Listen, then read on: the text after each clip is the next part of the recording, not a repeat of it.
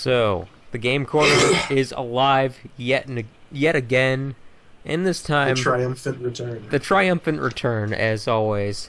And we've got me, Nick Jurczak. We've got Erik Jaworski. Heyo. We've got Connor Jordan. Hi, I'm not 100%, so if I sound like a 3-pack-a-day smoker, that's why. And I don't know Becca's last name, so I can't possibly say that, but maybe she will. I'm Becca Cole. And yeah, that's pretty much it. Special guest, woohoo! I think All right. We've had plenty of special guests in the past, so it's a lot of fun. Cosplay cosplay contest winning special guest. Anyway, and video game enthusiast, I imagine. Hence what we're talking. All right. We have been contemplating this, which is the top 10 games for each of us, and this goes across our entire history of being gamers, and it is ordered, which is one of the hardest lists to actually make. That was the hardest part for me, ordering it, because I'm like, okay, I can come up with my top 10, but it's putting them in order that's like, well, fuck me. Yeah, I don't know. If it was just like a top 10 of no list, then I'd be like, okay, I'm fine with anything. But yeah, definitely trying to figure out how to narrow it down. And I definitely know that some of these might be arranged around differently, or even like I might not say this isn't like my permanent like top 10, but it's still like what I enjoy the most, the games I love the most. Yeah, this is entirely opinion based. So if you disagree, tough shit. Exactly. You know? I love Connor's opinion on that. Fair enough. If you think our taste is shit, well, I don't care. Fuck you. You know? All right. Okay. Second debate I've gotten into today. So, all right. I guess we should probably just start at number 10. And you know what? I'm going to go ahead and say that we will be the gentleman, and we will let the lady go first. Fair enough. So are we going to go around? Yes. All of our how number tens? about Okay, cool. you go first, then Connor, then I, then Nick. Sort of like that order, do you think? Yeah, that'll work. Would be good. Yeah. All right. Okay, let me scroll down here. So, starting off with number 10, I had to really reach back and look at all the games that I've played before I could have called myself a gamer, which only happened just recently. But we're not going to go too far back, and we're actually going to go to the PlayStation 2, and we're going to settle on Star Wars Battlefront 2. Yes. Great game. So much fun. Oh my god. Star Wars Battlefront 2, I'm not going to lie, when I last played it, I didn't really care much for the story, but then again, I was like 12. So... Was there even a story in it? It was just basically... Oh no, they had a campaign. They had a campaign. You were playing as the 501st through a bunch of battles in the Clone Wars and the Shadow of the Empire era. I suppose, yeah, but still. Yeah, I didn't play through any of the campaign. It was more or less, let's just play multiplayer and unlock all the characters. I remember the physics being really good as well, but I guess the different stages, the different characters you could play that you could unlock, how it wasn't just a handout kind of thing. You had to play a couple different characters you didn't like in order to get to the characters you did like. Let's see. Famous last words. Honorable mentions being Ayla Sakura and Shakti, but... Yes. And I remember being super pissed off at my brother because he would always play General Grievous, and Grievous was pretty OP. General Grievous, Darth Maul, Well, Darth it's like, for me. yeah, as guys who are like trained to fucking murder Jedi, I'd kind of expect that. But yeah, I'm definitely excited for the upcoming Battlefront 3 that's coming out. Apparently this upcoming winter along the same time as the Force Awakens, and possibly it might even include sort of like maps from this upcoming new movie. So I'm really excited what they have to offer. It'll be very interesting to see. And I will say I loved in Battlefront 2 playing through it. You felt like a major fucking badass just cutting through the enemy. Hack and slash. Hack and slash has a special place in my heart. All right. You like the Shout out to Samurai Warriors Fuji. games? Shout out to Tak Fuji. The Samurai Warriors, Destiny Warriors, Destiny Warriors Gundam. Dynasty. Yeah, whatever. Okay, we're going to Connor. All right. Talking about feeling like a badass and samurai, my number 10 is Metal Gear Rising: Revengeance, because it's as over the top as a Platinum game that is in the Metal Gear canon should be. And it's completely silly, it's completely over the top, it's completely out there, but it is so much fucking fun. And it's one of those games where even just watching it, you are never bored. And mechanically, it did some very interesting stuff, too, which is it didn't treat the sword like a damage stick. The sword actually cut stuff. Like, you could use it to cut through obstacles, and one of the ways you would regain health is by, like, slashing your enemies apart and taking cyborg components out of them. I do have this game for the Mac, and I have not gotten to play it yet, but I am really excited, especially, like, again, how just over the top it is compared to the rest of the Metal Gear Solid series. When you fucking catch Metal Gear Ray and flip that shit into the air, that's amazing. And special award goes to the Mistral boss fight, because that is one of the most fun fights I've played in gaming in a really long time. And also, the soundtrack to that game is awesome. All right. It's a game I don't think many people have played, but more people should.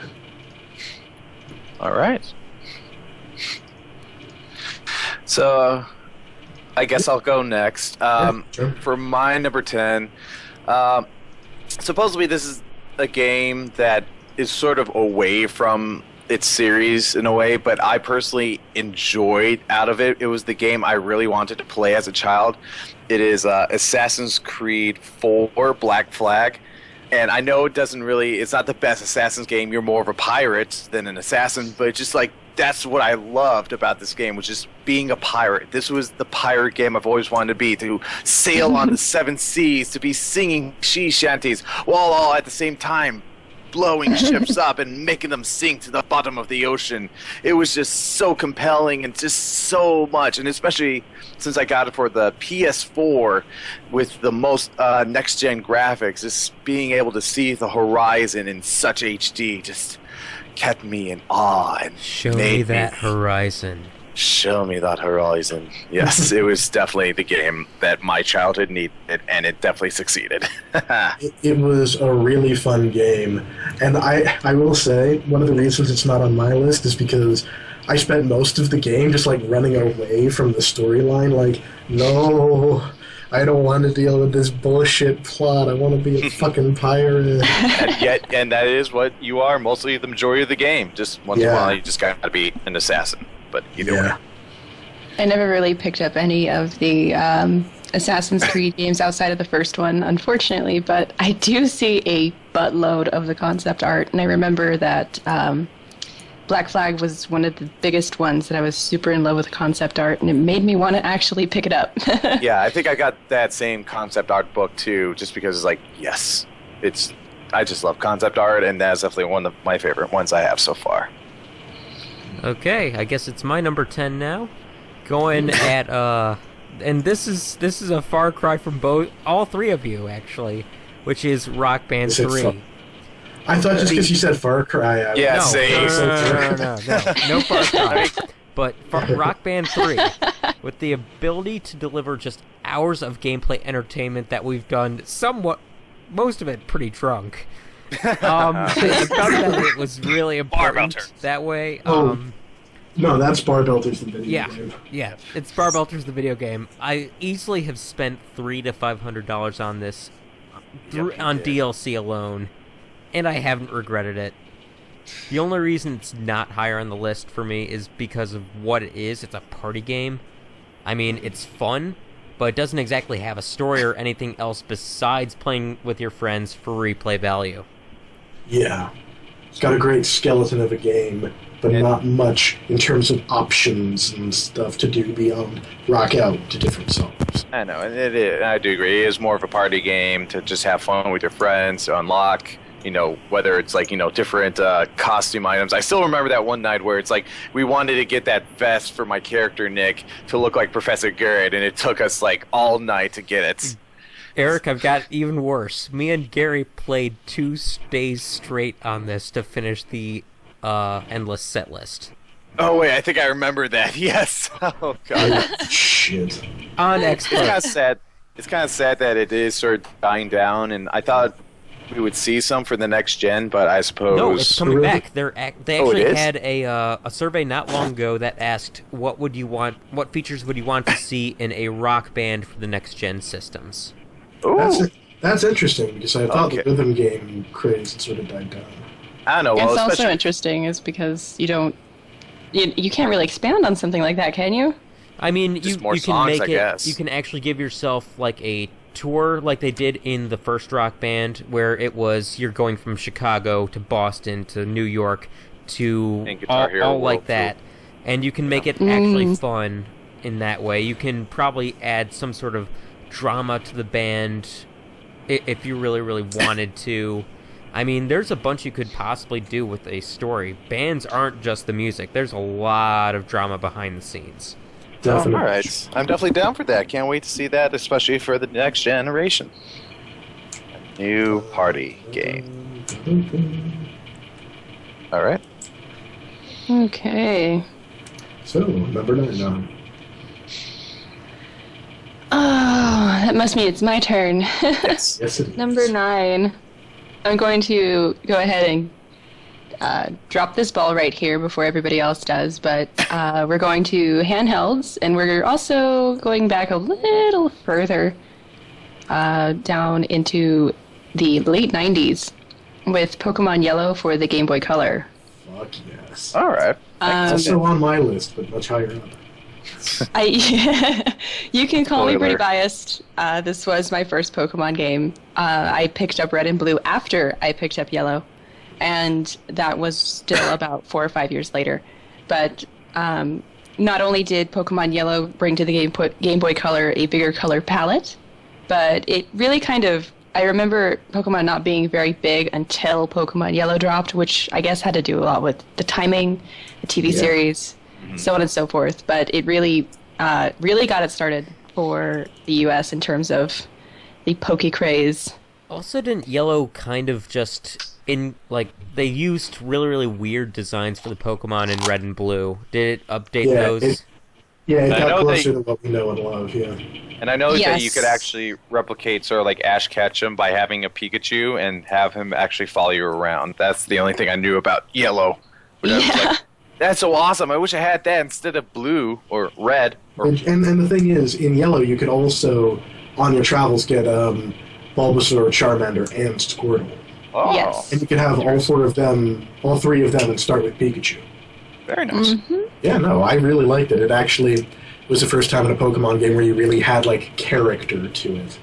Okay. Yeah, that, and I mean, it didn't really change so much of the story. It was literally the first third part of a generation for Pokemon, so they didn't really have anything to work with, but they did make a solid base for the next era of third generation Pokemon games. So I would say, they pretty much added to it every third game, like Crystal and Emerald and XY, I guess. Not really. Well, they had- Diamond, Pearl Diamond, and then what was the third one for Plat- Pearl Diamond? Platinum. Going through all Platinum. the colors. There you go. Going through all the colors of the Oh, rainbow. the colors. But that's 9. All right. Now, for me, number 9 is Portal 2. Yeah. So it's totally awesome, inventive gameplay mechanic that you've never really seen before. It's a really great puzzle game. It's got an amazing sense of humor to it. Like, you're laughing the whole goddamn time because of GLaDOS and Cave Johnson. And also, weirdly- also the bane of Eric's existence. Oh, shit. Oh, yeah, it's one of the best co-op games to play with angry friends. Yep. It's also the worst to play It with is. friends who think It- they can trust you. If you've seen the video of my best friend and I playing it, he screws me around so much, and my Oh. reactions were just.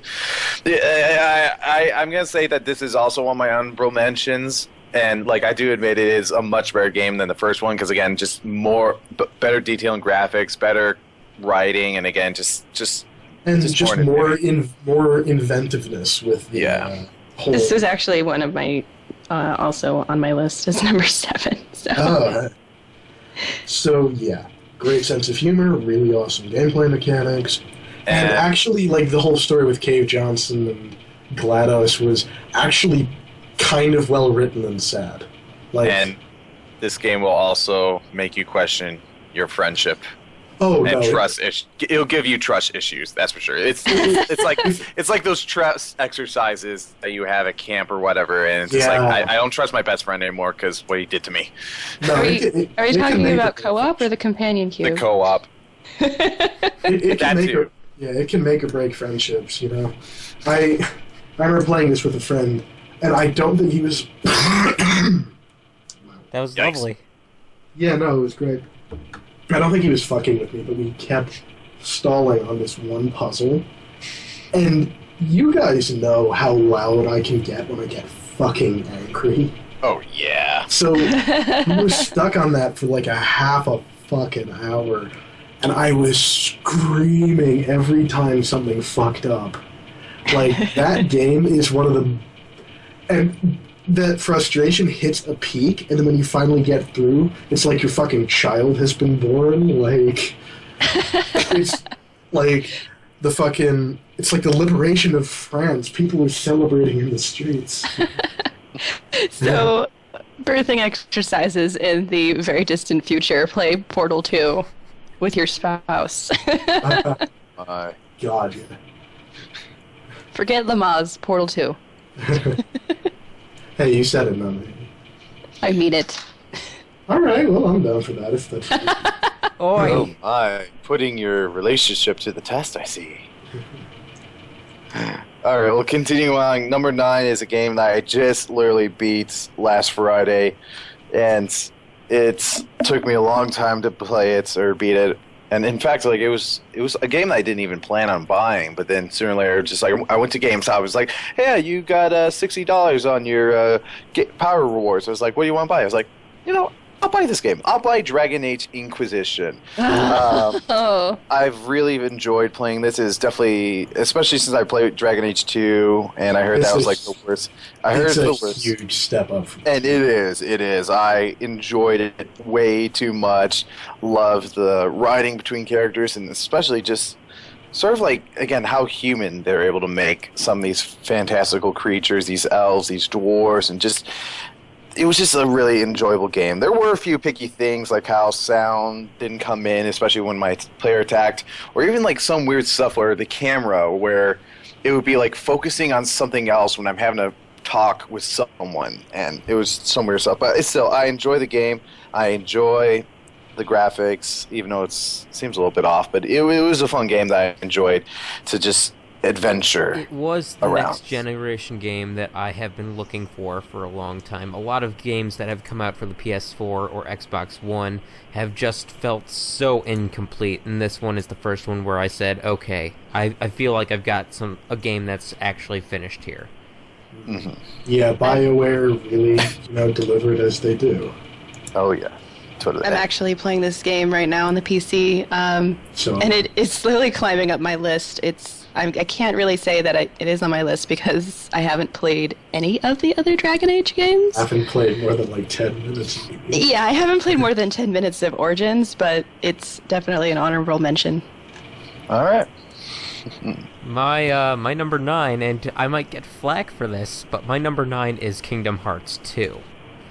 I don't think you're going to get any flack from this. No flack here. Neither, I agree. It was the game that clung, or that brought together childhood and teenage feeling, and it was this game where it wasn't about being separated from your friends. It was trying to reunite your friends, and I mean the double keyblade wielding stuff. Yep. The bosses were just that much more epic than the first game, in my opinion. And there's nothing more satisfying than destroying 1,000 Heartless in one battle.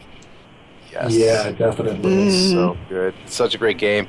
And I played all the other games too, but again, the story is a little bit complicated, especially with how you got the Heartless and now you got these new beings called the Nobodies, and I don't know, it is a little bit of a complicated story, but yeah, I still enjoy sort of the blend of Final Fantasy and Disney itself. And again, it is a much improved game, and I really can't wait for the upcoming Kingdom Hearts 3 and see what they do with that. It's a fantastic amount of fun. I just wish I knew what the fuck was going on. Yes! Also, I was really, really good at building gummy ships. Yeah. Really? That was fun. I barely paid attention to the gummy ships at all. Just like, okay, I guess I'll just use this one because it looks like it has a higher stats. Did any of you guys watch Gundam? Nope. Yeah. Nope. Nope. Damn. Nope. I was gonna say, I made a Musai class ship out of gummy blocks. That's actually awesome. I love it. Okay. So, getting on Sounds to amazing. getting on to number 8. What do you got, hon? So number 8, I'm gonna keep actually going backwards in time here before I start coming Okay. up to You say Duck uh, Hunt, I'm not gonna be happy. No, I think I know what this is. I know she showed me your list, but I can't remember what falls where, but I'm pretty sure I know what this is. It's actually a very old PC game for the Mac. It was Day of the Tentacle, and I forget when this game came out. Let's go look that up just real quick. But Day of the Tentacle I got on a disc with a used Macintosh, and I was also, like 8, 9, or 10. But I had just pretty much, I'm sitting there with my PlayStation 2, my Xbox, and I'm like, what is this game? This looks like this is fun.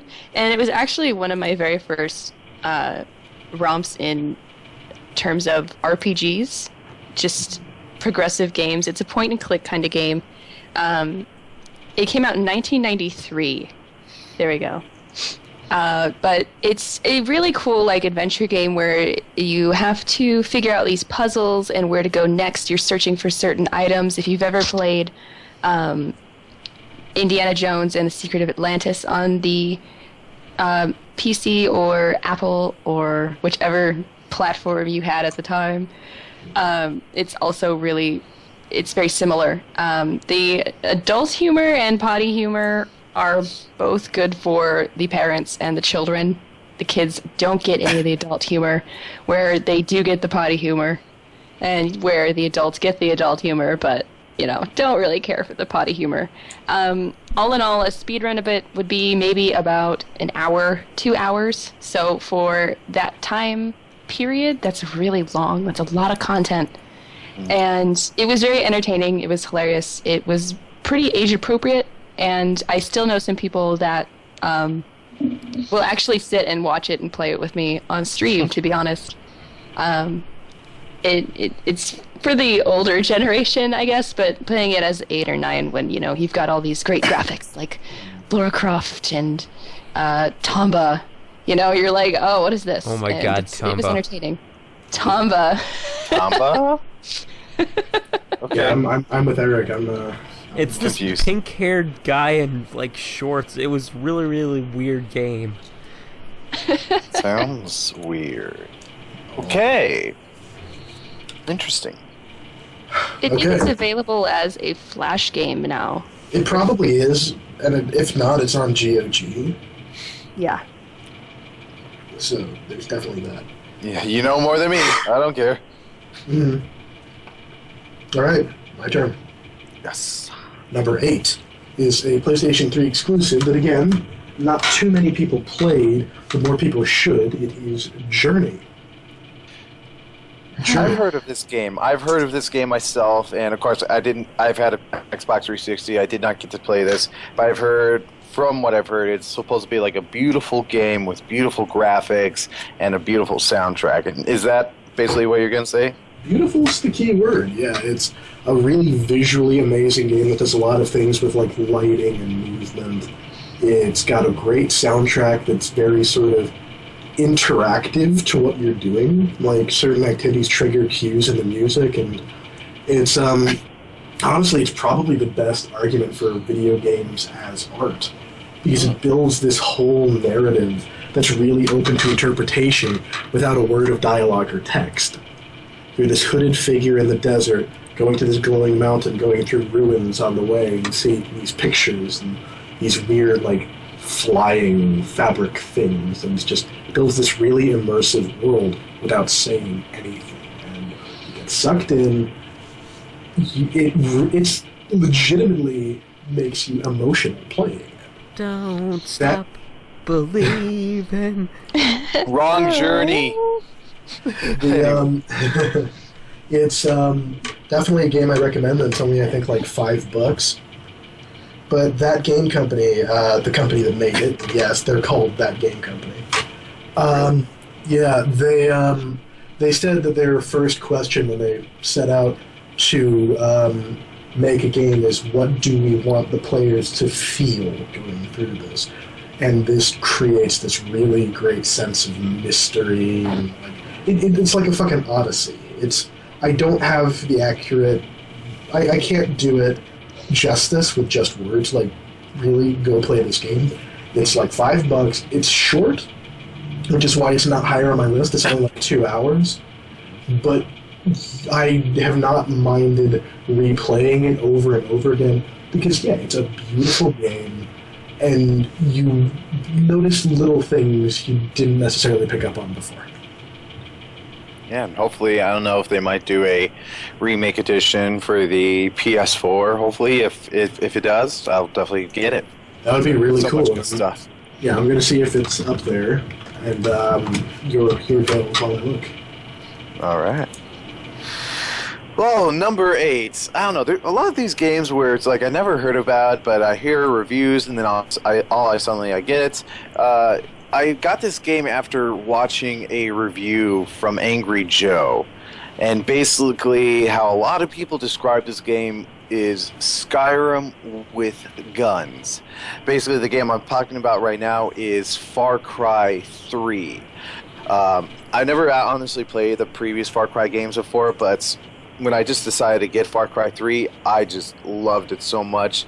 Not only with just like its open world mechanics, but good God, its villain, Voss. Voss? Voss. Oh I fucking... Except Skyrim with guns is called Fallout. I don't know, but it's like with the... I don't know. I like Far Cry 3 a lot better. Just... Voss is an amazing villain, and that whole definition of insanity speech is definitely fucking chilling. I know, and it's just like he was just like the perfect villain in a video game, and it was unfortunate that he's not the entire villain for the entire game, but it's just like I loved it. I loved the soundtrack. This sort of like weirdness of drugs and what is real or not. It's sort of like this weird grooviness. And Far Cry 4, I mean, it does improve on stuff. It does add more things, especially like riding on a giant elephant. But unfortunately, it's like Pagan Min. It doesn't have Voss. It doesn't have Voss. Pagan Min may be an interesting character, but he's not as prominent or shown around as much as Voss is. And again, I just loved Far Cry 4 with its location, its setting. And even if I'm not playing the game, I'm usually watching the cutscenes. Heck, even the like live action rendition where the actor who does play Voss is dressed up in the makeup as Voss and is just Voss right there on the beach as he tortures McLovin. It's just a video I just love to watch. That was incredible, that fucking night. So, yeah. Just the idea of just throwing Christopher Mintz-Plasse on an island and then just having Voss be there. That was fucking... Hello, and welcome to my show. You...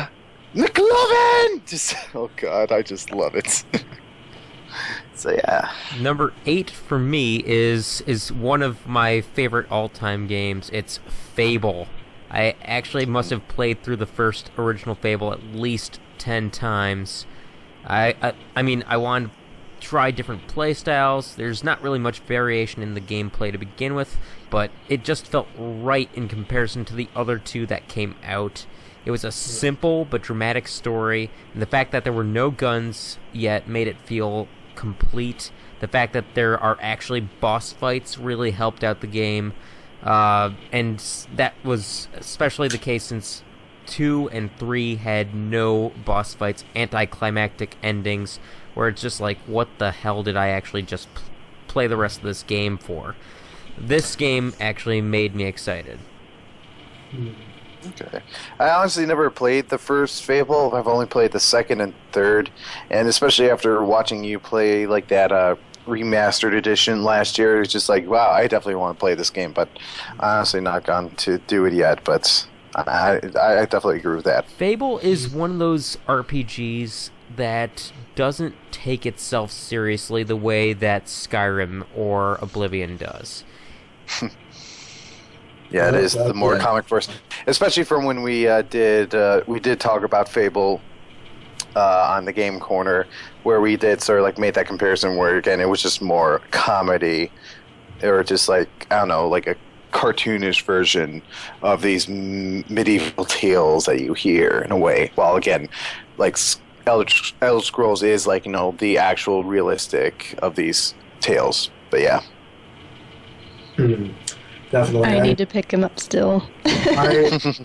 I'm not a Fable fan, sorry. And I admit a lot of that is probably because of my burning hatred of Peter Molyneux. He is a jackass. I'm not going to say anything against that. Yeah, he's on my shit list because his whole, I want to develop the ultimate RPG. But when I can't do everything I want, I'm going to blame the technology and not my own deficiencies. And just blame everyone but me. And then I'm going to just convince people to give me more money and deliver a subpar product with none of what I promised. That's what I hear every time he talks. All right. Number 7 for you, Becca. Number 7 for me. We're going to go back probably to Connor. Was it Connor's list? And we're going to bring back Portal 2. Yeah. As my number 7. It got a little higher on my list, not just because of the dynamics and the puzzle aspect of it. Originally, Portal 1 was on my list, and that was just simply because of the introduction of GLaDOS as a antagonist. So I want to say that it made it a little higher on my list, Portal 2, because of the excellent writing that went into this game. And making even GLaDOS a protagonist in the second one a little bit. Very reluctant protagonist. Sort of. Sure. Very reluctant protagonist. When I first picked up Portal, I remember being absolutely terrified of GLaDOS. I actually was about ready to piss my pants at the end of this game. Like, oh my god, I know how people do speedruns now because they want to get away from this psycho bitch. Yep. By the end of Portal 2, I had developed a pretty good case of Stockholm Syndrome, and I actually did not want to finish the game for that reason. I was so interested in her story, and after you get done running around in pretty much the bowels of Aperture, unlocking all of her history and, going through her dialogue with Cave's recordings, is just, you want to hug an android, you want to hug a robot and say, I'm so sorry, but you can't. So, as somebody who actually does have kind of a fear of artificial intelligence and technology like that, it's good to see that they can take your antagonist from the first game and pretty much say, hey, you hated her before, but now we're going to make you love her. Definitely, and that really just says a lot about Portal 2. Just, it's everything a sequel should be. It takes what made the original great, builds up on it, and adds on new elements. Exactly. And another thing that I really liked that they did with Portal 2 was they knew... Valve knew that they had a winner. So instead of just kind of releasing it like you would any other game, they spun this really intricate promotional reveal with Steam and with GLaDOS and with the... I think it wasn't at E3, but it was at the convention where they pulled up the blue screen during Gabe Newell's speech, and it said, instead of Windows has encountered an error, it said GLaDOS has encountered an error, which was really amazing. If you were watching that stream, you were just like, yes! So excited! I don't know, nothing's ever going to beat the E3 2010 Konami press conference, the most epic train wreck in marketing. But Portal 2 does have a special place, at least definitely. for me. definitely. Connor. Okay. Or 7 for you. Yeah, number 7 for me is StarCraft/StarCraft 2, because they're, one's a direct continuation of the other in pretty much every single way. And it's, I'll say it, I don't think many people could or would disagree with me. StarCraft is really like the masterpiece of the RTS genre. It was a game changer in every way, and a lot of RTSs that come out now really take their cues from StarCraft, and it has a really great, really cool setting to get into. A lot of very complex gameplay mechanics that really reward you as you think about stuff more. And I love watching like the esports stuff with StarCraft just to see what people can come up with and do. It's cool to see the strategy behind it. And that's something that's very big for me, strategy. Like the clever tactics you can employ in that game. There's endless ways to play. There's so much flavor to all of these different factions, and I love every minute of it. And it's a bitch to learn. Oh, the learning curve is very steep. It's a bitch to learn. I love it, but it's a bitch to learn. Well, again, nobody is good at StarCraft. You're only marginally less bad. Except for Tasia. Tasia is good at StarCraft. And, shout out to Tasia because you're fucking awesome. How the fuck do you do what you do? You sell your soul to some gaming Satan. You must, because I don't see how you can keep track of so many different things. Like, the level of multitasking people do on the professional level is insane. Eric? Anyway, Eric. All right, for number 7, again, it seems like I always choose a lot of either sequels or sort of items. But again, this game, again, it seems like there's some sequels that either don't do it or somehow really improve on it. And Borderlands 2 is my number 8, or number 7. And I don't know, like, especially when I played the first one, it was like, oh yeah, this is a cool concept, the cool cell shades and a cool universe, but it's like, I did not get a story. It's like, I didn't know what to exactly follow. Yeah. And that was like the problem. But with Borderlands 2, it definitely gave it a story. It gave a clear objective, telling you what to do, gave you a good idea of what is going on, and not to mention more guns, more craziness, and especially just all these crazy pop culture references that they have. Like, there's like the Teenage Mutant Ninja Turtles, but they're like rats. Then there's like Rackman, who's supposed to be like Batman. Even some weird internet memes where like Claptrap like sees a double rainbow, like, oh, double rainbow! Oh my god! Just like how crazy it is, and I definitely enjoyed playing this game so much. I'm really excited that this is coming out for the PS4 with the Handsome Collection, which includes all the DLC and includes like Borderlands the pre-sequel, including that, with all that together, having 2 games with DLC for the price of 1. Not to mention, it's also going to be a good party game because you got 4-player co-op on the couch.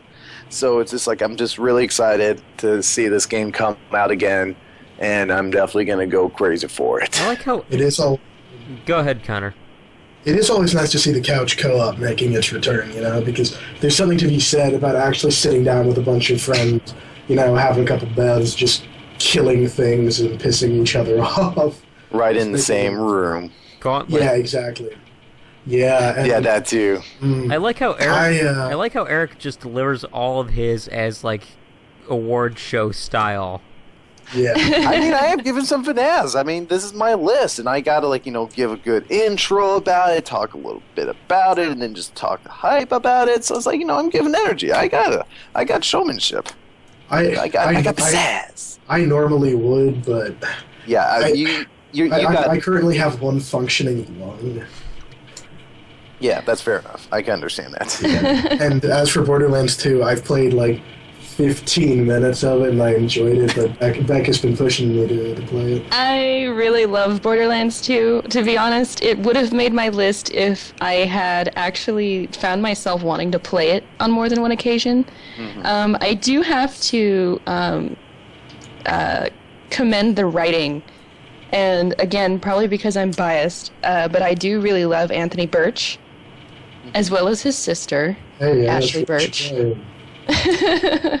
I'm a huge fan of the Hey Ash, What You Playin' YouTube channel, so when I learned that he was going to be writing Borderlands 2, I sort of burnt myself out for this game, waiting for it to come out. Multiplayer I do find constantly rewarding. I do play it a lot on stream with a lot of viewers, and I really love the customization that they gave in Borderlands 2, because, you know, typical girl gamer wants her character to look super pretty.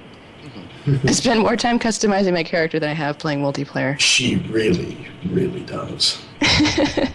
It's an insane amount of time she spends on this. You should see my characters in Rock Band 3. They look exactly like people. Yep. You should, It's obscenely crazy, I admit that. You should see the character my friend Chris made for Dragon Age Inquisition, because it looks exactly like Shrek. Oh, God. Mine looks like Daenerys, and yours looks like... I accidentally made mine look like a fucking pro wrestler. Like, subconsciously, I made Daniel Bryan. And she pointed it out to me as soon as I finished making it. I just, like, look at it for, like, a solid 10 seconds. Oh, shit, I did. Fuck!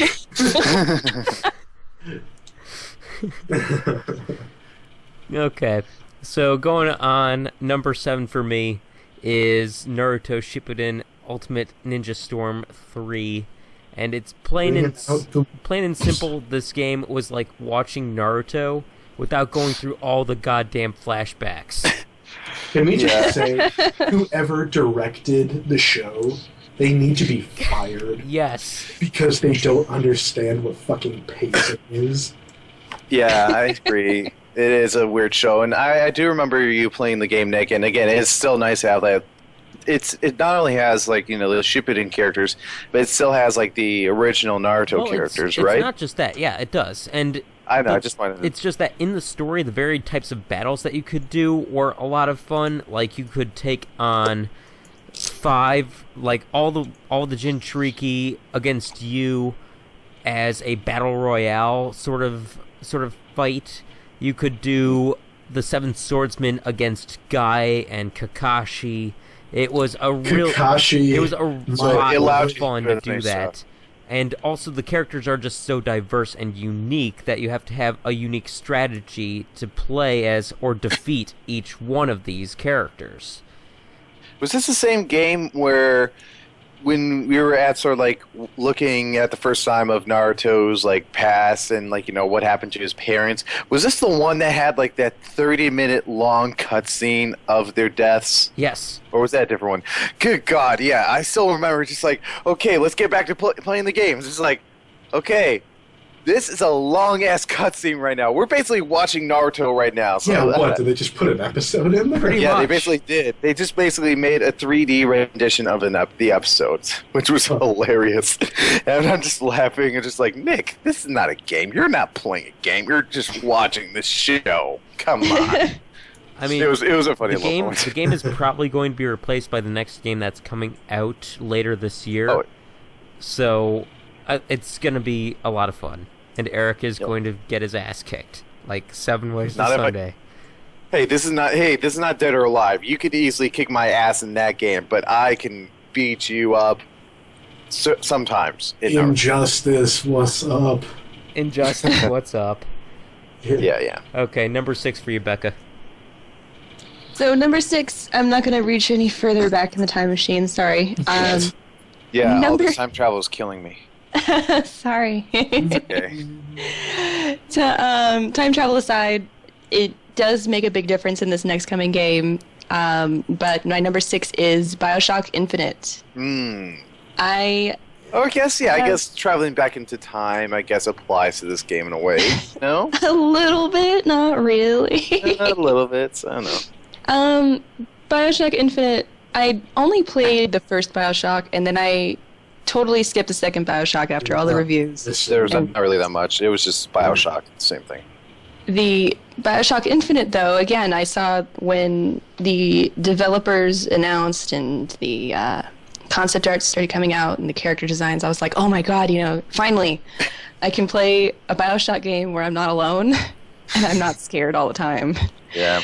So when I first started it out, I was like, oh, this is so great. This is so wonderful. I love this game. The mature storyline and the elements are really just as true to the original BioShocks. They make you deal with some things that you may or may not be really comfortable dealing with in real life, or you have dealt with them in real life and you realize, wow, this is a huge deal. The character design was amazing. The lighting was amazing. I loved everything. Really the art pretty director game. of this game deserves $1 million. I love them. He really does. And the ending, good God. I still remember when I finally finished that ending, my mind was just blown, or just I had no idea what exactly to comprehend. That it just took me 30 minutes of just drinking a beer and walking back and forth to just try to comprehend it. I can actually Which say is that funny. he did do that. You weren't even there, but yeah, I told you that. Which is funny, I'm not considering surprised, but that's a very funny mental image. with the ending reception on both sides, I've noticed that quite a few people were either on one side of the fence or the other with that. They weren't, in the middle. With me personally, it was actually really predictable, the ending. Yeah. I was sitting there at the beginning of the game okay. About halfway through, I was like, oh, holy shit. No. So, I did not see it coming, to be honest, myself, though. Again, that's typical time travel or multiverse stuff, or just I just got so confused. But I know when I should probably replay it, then I'll be able to catch certain things. But just at the moment, just blur. another reason this is a very solid 6 is because of the Burial at Sea DLC. Ooh, I am not still going to need lie, play I that. haven't. You should, and we should probably finish it, because I haven't finished it. But I have played the first half of it, and I was just completely smitten with the way that they took the first BioShock and pretty much just said, what if? Mhm. And I found that the ideas of alternate universes and storylines, so on and so forth, brought a lot of actual tabletop elements and Yeah. the enthusiasts out of the hidey holes, Mhm. and they could relate to it on a classical gaming kind of level. Okay. Yeah, I definitely the multiverse elements came a lot more naturally to me, just because 15 plus year comic veteran. So I've seen every permutation of alternate universes ever. I can see why a lot of people love it, but I wasn't a big fan of this game. Just some of my own personal sensibilities as a writer, and just it got overhyped to the moon for me. So by the time I played, I went in very cynically. But it is a fucking gorgeous game. Yep. Holy shit. I remember the first time, seeing all of Colombia. It was just wow. It made for some really great cosplays, too. Oh, God, yeah. Okay, Connor, then what is your number 6? My number 6 is actually a much more, probably the most recent game on my list. It actually definitely is the most recent game on my list. The Last of Us. Ooh, yeah. Phenomenal fucking game with a great... It has... the gameplay is absolutely great. The combat is fucking hard and brutal. There's a lot of... the resource collecting mechanic really adds a level of depth, letting you employ a whole bunch of different strategies to how you're taking on these enemies. It has such a phenomenal storyline too. Yes. You really spend a lot of time with these characters. Oh, yeah. Really invested in them, and it's this great narrative about someone very much, regaining their humanity. It's After kind of like having- Game of Thrones. You can't really be attached to a certain character, otherwise something happens to them. And just piggybacking off of Eric right there, it's going to be a lot of fun seeing the chick who was Arya Stark. Yeah. But yeah, possibly Maisie with that Williams, movie. being tapped for the Last of Us movie. Oh God, it's like I'm both excited that they might do a live adaptation, but the game is so great that I'm afraid about Honestly, it. I think you would lose. It tops any cinematic zombie film of all time. It and really it's a good does. game. Like, I hate zombies as a thing, as Becca will tell you. The concept just makes me go, no, I don't give a shit. It's overused, yeah. No, yeah, it is, and, you know, man, I wish the army could handle slow-moving, unarmored targets. But this gave a really cool, really freaky take on the zombies. And it did something which was very refreshing for me, you know, someone who plays a lot of action games and RPGs, where in games like Call of Duty or, you know, Kingdom Hearts or any number of things, you're like, okay, 50 enemies, bitches ain't shit. And then you're playing Last of Us, it's like, fuck, there's 3 of them. Yeah. Like, And so especially, much... like, you gotta be either very careful to sneak through or whatever, or otherwise if you get in a big attack, you're either gonna get really damaged or you're just gonna waste a lot of supplies. No, you either have to be... You have to be, like, on the top of your game in stealth or combat to make it through this game. Oh, yeah. And it is a fucking grueling ordeal, and it ties in really well to that storyline. Mm-hmm. And so it's one of those things where every element of the game really comes together to build on this whole really great, gritty storyline with phenomenal fucking voice and motion capture performances. Troy Baker, Jesus Christ, like the amount of talent that man has is not fucking fair to the rest of us. You know? Oh, yeah. Or to anybody who had to play Final Fantasy 13. Oh, fucking fuck that. Although Troy Baker is actually also in the #1 game on my list. I've never played The Last of Us, but the way that you're describing it, how you have to be really good at stealth or really good at combat, it really reminds me of what you have to do in order to be good at Dishonored. Because Dishonored was really, really freaking hard for me. Yeah. But yeah, it's this very tense, very grueling experience centered around phenomenal gameplay mechanics that really puts you into this situation, and just a great, great story. Honestly, I cannot give enough praise to this game's story and acting.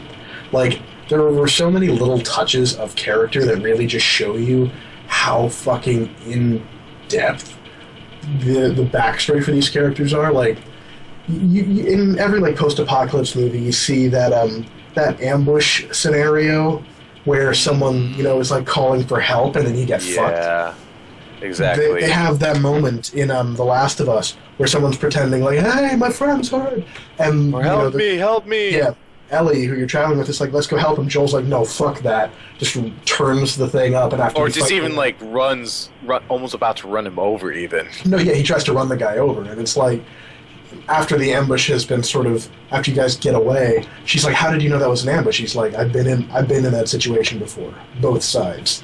Yeah. And it's just like, shit. Yep. Right in the ethics. Right in the Hey, ethics. he did what he had to do to, you know, fucking Survive. Yeah, it's all about lost survival. traded his humanity for his survival, and this is about him sort of getting that back. And really, really great story. I feel like I could be saying that till the end of time, and I wouldn't put enough, you know, emphasis on that fucking point. So I'm gonna go to Nick. Well, it's Eric's Or no, turn. Eric. Yeah. Eric. Sorry, Jeez. Yeah. Oh no, that's fine. All right, number 6. I don't know what exactly to describe. I mean, it's number 6. I'm just gonna say right now, it is Elder Scrolls V: Skyrim, where I don't know. Like, if you know about Skyrim, you know a lot about it. How it's just like a fantastic game and a great open world. I know, Nick, that you prefer Oblivion over Skyrim yourself, but I don't know. I do remember, like, when I first played it and played it for the first time, it was just like, it was a really fun experience just to be able to go on this quest to create your own character, your own champion, and to be able to go out into the world. Like, as much as I like Dragon Age Inquisition, especially, it even has even better dragon, like, fighting sort of mechanics or whatever. Like, it was just like, Skyrim was like the first one where I could fight the dragon head on, like, first person view, the game that I've always wanted to play as like almost like a knight or whatever, the fantasy game that I've always wanted to play. And again, just the telling of tales and even like creating your own tales yourself, which of course Nick has. Yeah, you Quite can the big definitely experience. really weave your own storylines around the characters you make. Well, and it's given me so many ideas for what they should do for the next game too. I mean, We've discussed this. We've discussed this at length, Connor, Yeah. and it's just been like one of these things where I've got too many ideas, and I've got another new idea to put out there, which is add more big boss fights. Like, don't just give us dragons, give us griffins we have to take out. Give us frickin' basilisks. All these other mythical beasts that you can introduce, which would be a tough fight. Yeah, definitely. And I'm with you, Eric, in that I enjoyed Skyrim more than Oblivion. But it'll be interesting to see where they go from here, because every episode of the whole Elder Scrolls story is a very self-contained little part of the lore. It'll be really cool to see what they're doing next, where they're taking things ultimately, and just what they add on. Because Nick and I had that whole debate of, would they keep the dragon shouts in the next game, which it would be. I love the dragon shouts, so it would be kind of crappy to have them. If you did do that, you would have to make it a direct sequel to frickin' Skyrim. Well, not necessarily. You would have to be a Dragonborn. No, you don't, because I mean, I know the Greybeards and frickin' and Ulfric Stormcloak. Yeah, Ulfric can do dragon shouts, but that doesn't mean that they're necessarily powerful shouts. No, yeah, they're not ubiquitous or anything, but it's not an impossible thing to keep. And yeah, Skyrim is just I completely agree with you, Eric. It's like the ultimate fantasy game. There's so much variety, so much really cool settings and elements to the lore to really look into, and it's really cool, like, as you're playing, to sort of just be coming up with your own story for this character you're playing as you build, like, like, how they fight, what skills they have, and you're just like, what sort of person is this motherfucker? Like, you spend so much time inside their head, which, for me as a writer, was just like, ooh, ideas. I'm not gonna lie, the biggest boss fight that I ever had in Skyrim was my mods folder. That is the biggest boss fight that I've ever had in any game ever. It was like playing The Sims 2. I'm going to spend 8 hours looking at how I can customize Skyrim, and then I'm going to play it for 20 minutes because I'm already over it. It's... But yeah. Everything was pretty. I love the mod that makes the dragons Macho Man or Randy Savage. That was amazing, like in the opening when fucking Alduin is coming in, you just hear like, ooh, yeah. It's like rumbling low over the horizon. They're like, what the fuck is that?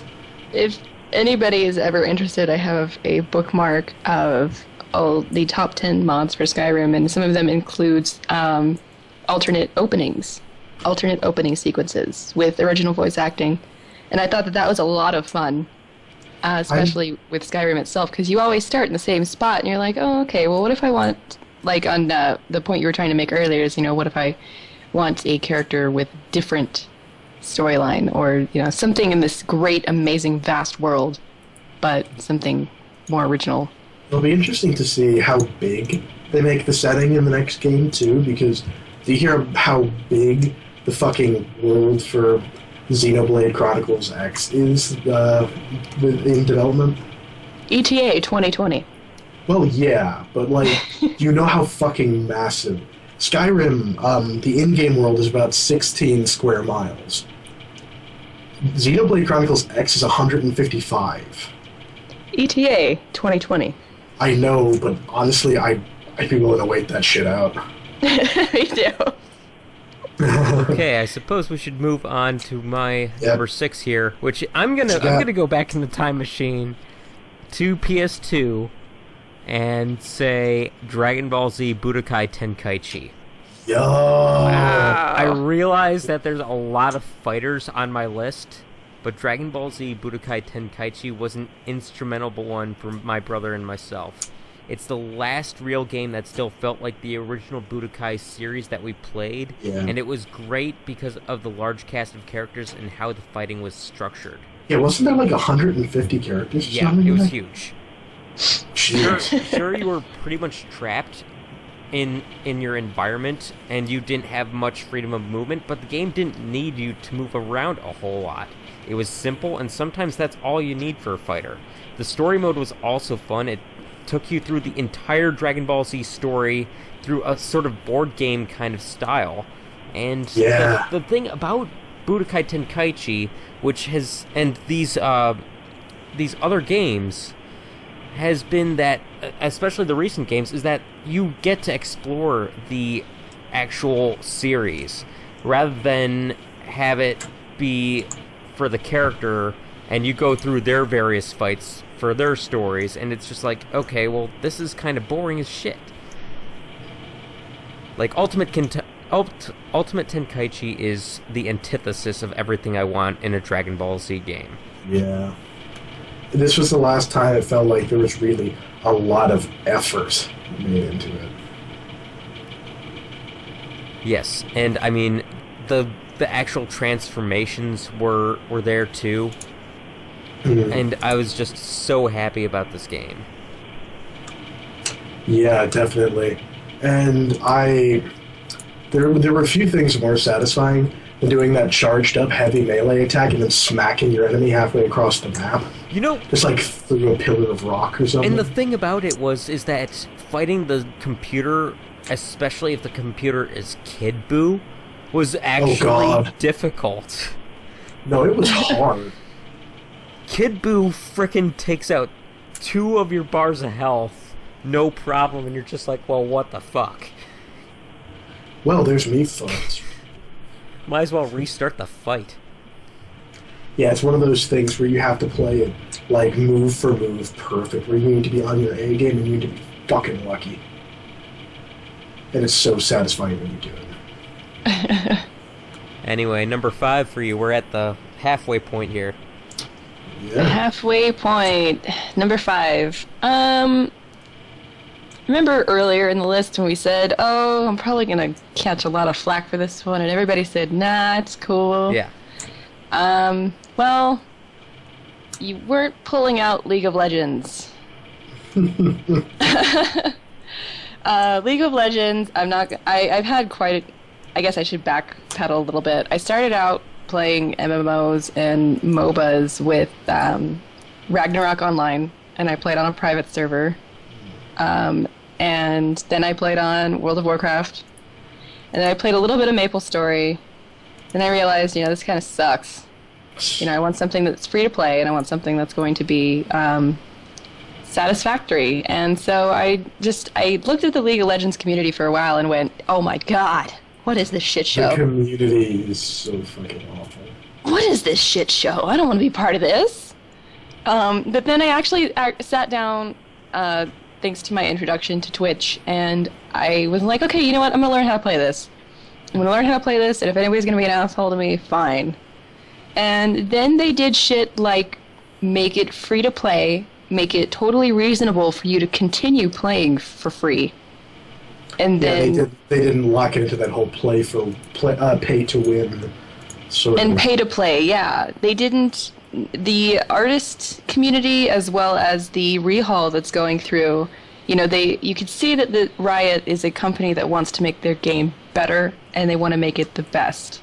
It still makes me really laugh that they had to release a video telling the community, guys, stop being dicks to each other. Yeah, and they've released monetary bonuses if you go through an entire year not being a dickhead to somebody. So, I mean, I'm not going to say that the community is worth it, because it really isn't. If you have to go... Hashtag teamwork is OP. It is. That was the fucking video they released. It's terrible when you have to go through solo queue to play an actually challenging game, and you have to sit there for 20 minutes waiting to weed out all the people who are just there to screw it up for you. But so far, I have only really run into people who have only been helpful. You can even ask Connor this morning. There were like 5 or 6 people that were like, "Hey, you hit level 20. Do you want to play? We'll teach you." And I was like, "Oh, okay. It's really nice of you, but not right now."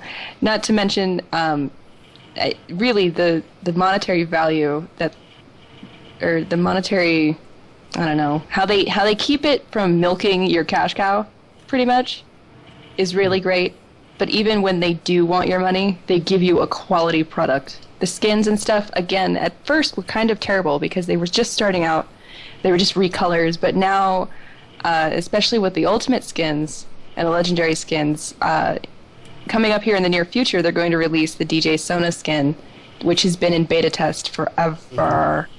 And it's literally 3 skins in one with unique and different animations for each skin. It's $25.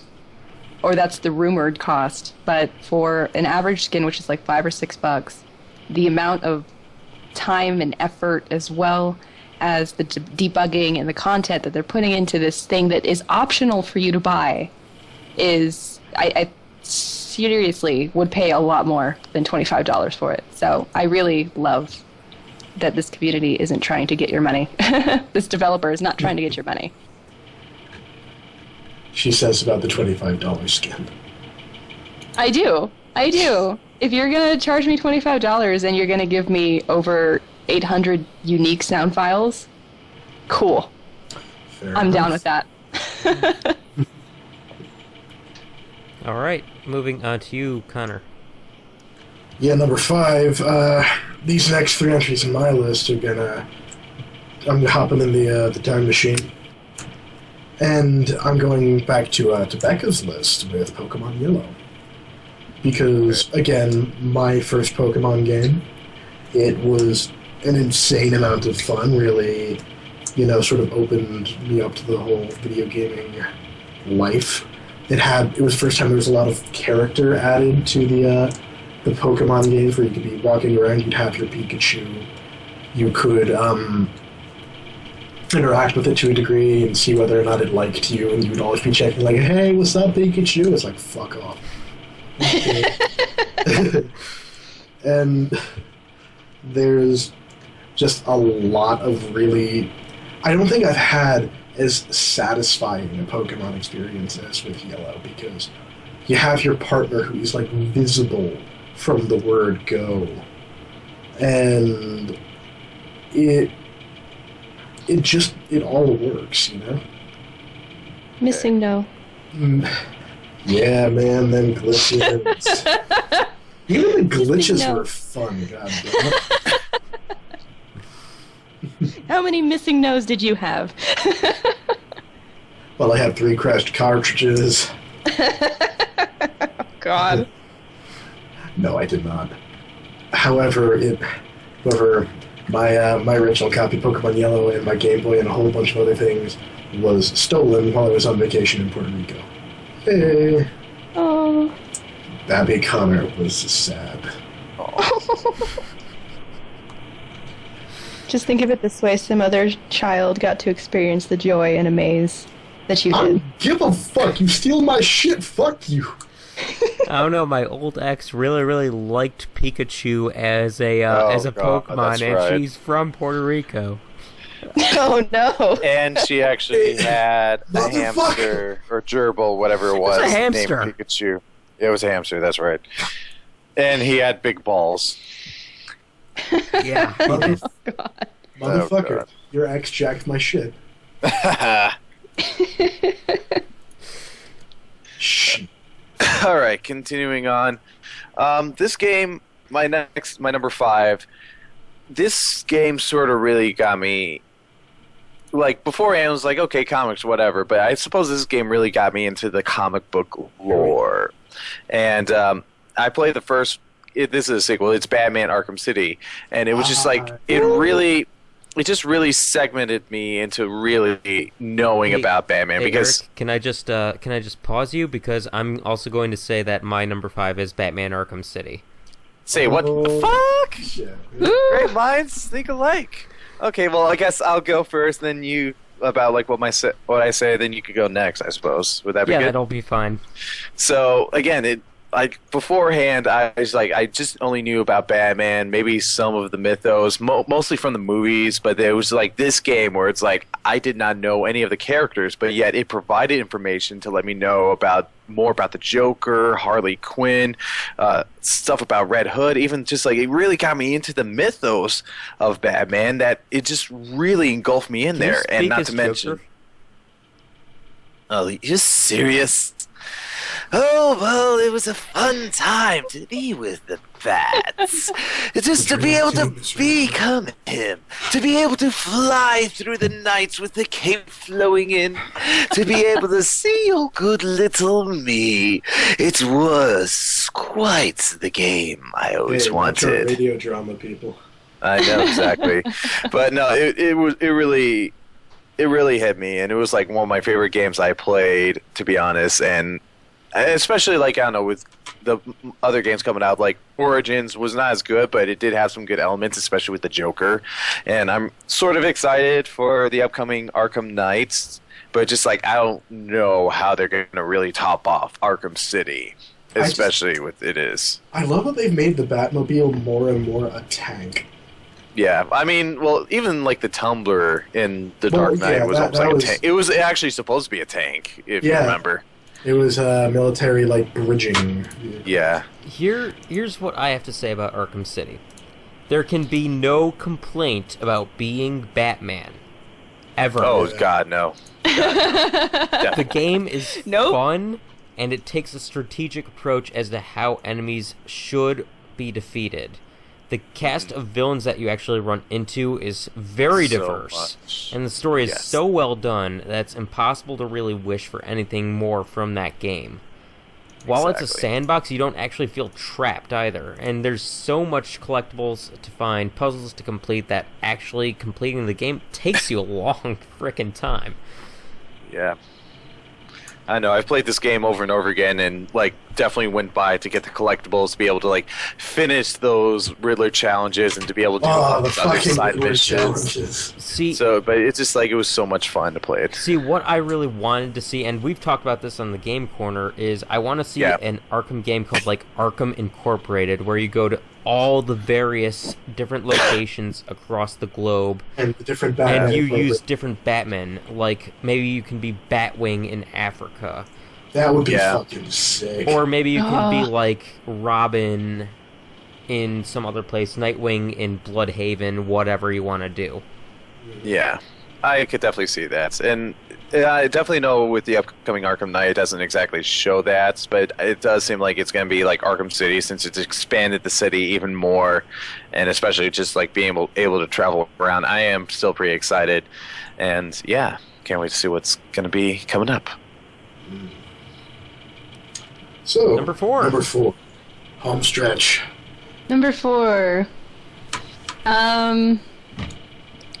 Maybe not too far back in the time machine. Not really. Not with the recent release and re-release of the entire collection on the PlayStation 3. I think it was the PlayStation 3. But the Sly Cooper collection. Specifically Sly Cooper and the Thievius Raccoonus. Very first one, yes, thank you. Oh, yes. God, I so remember that game so much. I'm so glad I'm not the only person who thought that the second and third ones were amazing but incredibly busy. Yeah. Sly Cooper and the Thievius Raccoonus, again, another hack and slash, because I just love the hack and slash genre. The voice acting as well as the engine and the art direction were amazing to me. I hadn't seen a game use cutouts before like that, especially at the age that I was. I was like, again, 12, 13 at that time. So it was really amazing. It was a great playthrough then, and it was a great playthrough when I was older as well. I did a couple of speedruns when I was 16, 17, 18. I think the last one I did was about 6 weeks ago. I played those games until my PS2 died. Exactly, yeah. That game, you could always go back and collect more. You could always go back and find stuff that's been there from the beginning. You could go and resolve the puzzles and see if you could do it faster. There was an array of mini games. There was an array of puzzles, loot, and the villains I found, and at least in the first one, were very comic book-esque. They were very Saturday morning cartoon villains, and they weren't scary, but they were intimidating, and you wanted to beat them. Yeah, they were badasses, but you weren't scared of them. They had a lot of flavor to them, which I really liked. And I also have to say that the voice actress for Carmelita was the best in this one. Seriously, it made me really mad when they replaced her, even though Grey Delilah is awesome. Question. Yeah. Answer. Okay, and this is getting a little off track, but as a fan of the hack and slash myself, did you ever play 99 Nights? I did not. Did you play 99 Nights too? I did. It was just absolutely the most difficult hack and slash game I've ever done. Oh, well, challenge accepted. Armies of up to 1 million troops. Love it. Like, I'll have to do it. You need to see the fucking E3 Konami press conference, because that's where they were talking about 99 Nights 2. And they had the lead developer for 99 Nights 2 come up, fucking Tak Fuji. And he, it's clear that he knows how to speak English, but he just never has to use it. Mm-hmm. And just him... This guy gets up there, and it's clear that he just has no idea what he's doing in this sort of environment, but he's just the most charming motherfucker. And it's funny as hell, because he's saying, like, it's not just a hack and slash title. It's an extreme hack and slash title. Oh my god. And the best, like, you can compete in online leaderboards with armies of up to 1 million troops. That's 1 million troops. Wow. I will have to play it. It's amazing, especially when he's talking about, like, it's not like other hack and slash titles where if you hit the same button over again, X, X, Y, B, B, X, X, X, and Y again, you will be sucked. See, the thing about it is that it also brings a level of frustration to the level of Dark Souls frustration. Oh, God, yeah. Okay. Alright. Moving forward. Yeah, I was going to say we're getting a little off topic. To me. To you. My number 4 is Knights of the Old Republic. Yay. Okay. Yeah, the classic. More BioWare. More BioWare, yeah. There's some BioWare. There's more. Oh, I can imagine. Can we just get a sponsorship, please? Yeah, Hey, please. if you guys want to give me money and or a job, I'm I'll here. be your booth babe at every convention, please. Anyway, go on. Yeah. First off, this is the game that really put BioWare on the map. It's also what really got me into my huge obsession with Star Wars. You had some really great characters in this game with a lot of really memorable personalities and moments.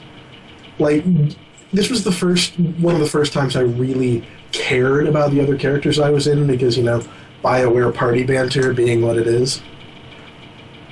Really compelling storylines revolving around all of these characters in a really well fleshed out universe.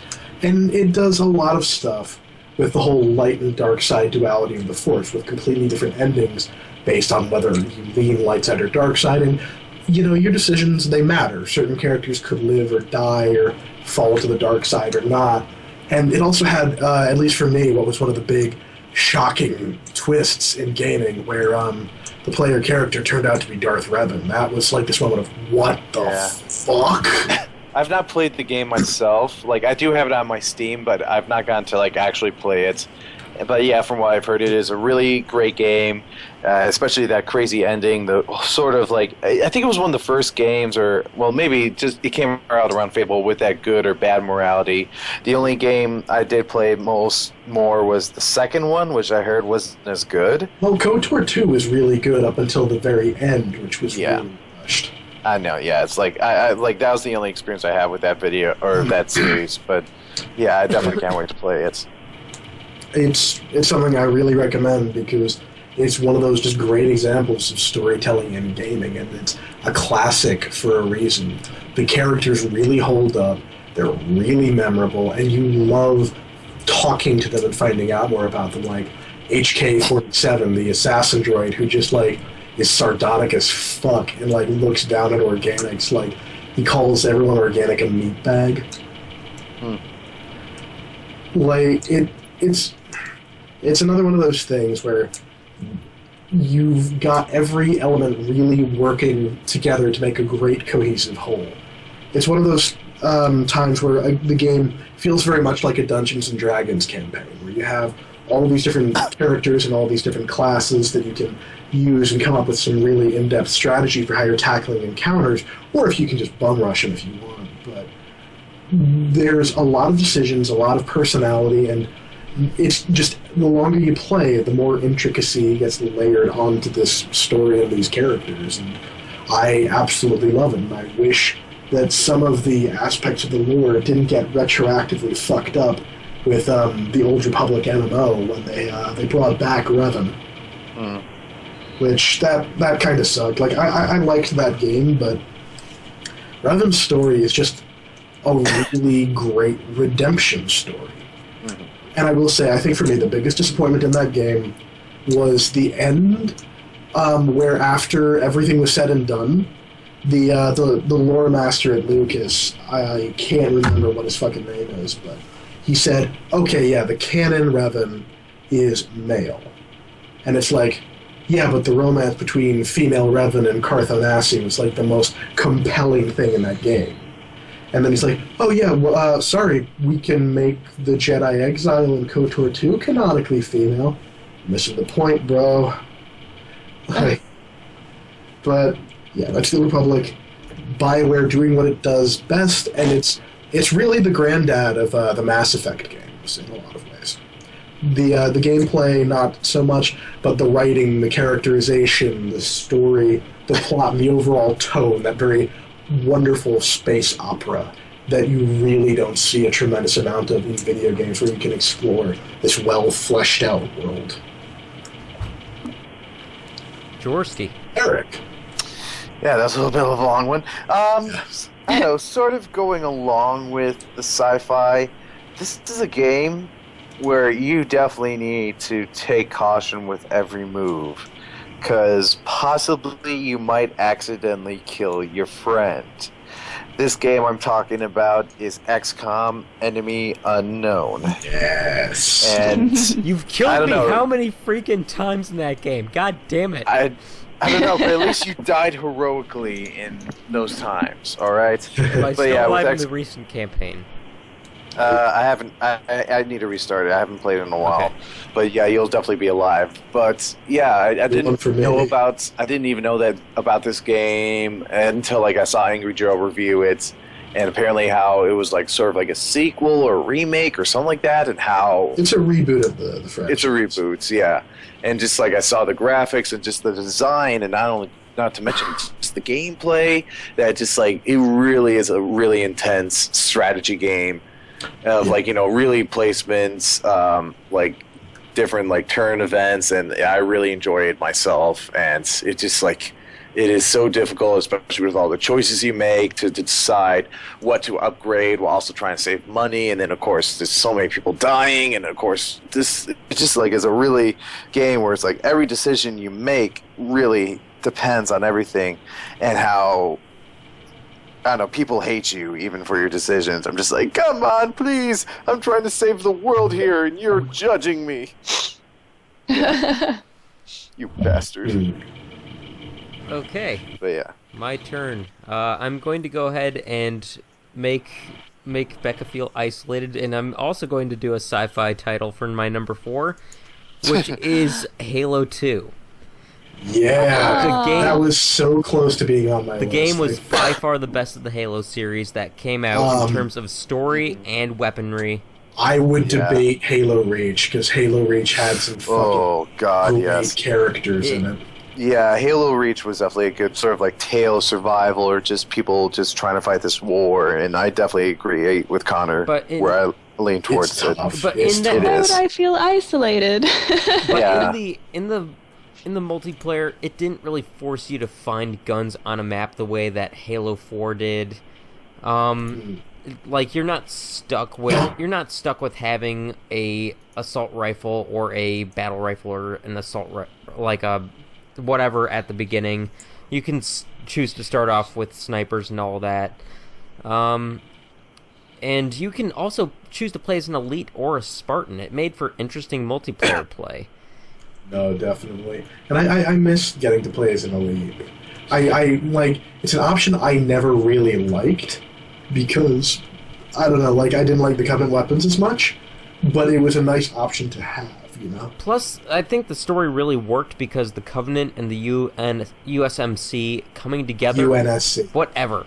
I haven't played it in such a long time.